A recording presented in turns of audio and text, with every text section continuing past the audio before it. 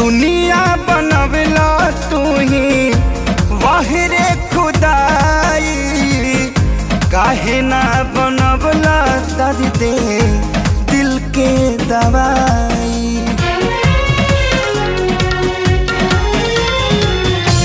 दुनिया बनवला तू ही वाहिरे खुदाई, काहे ना बनवला दर्द दिल के दवाई। सपना रहल अधूरा सोचल भइल न पूरा, गुजरीले दुख के दौर से बस ये तने कदाए राम जी, दिल लगे नया बुके हुआर से।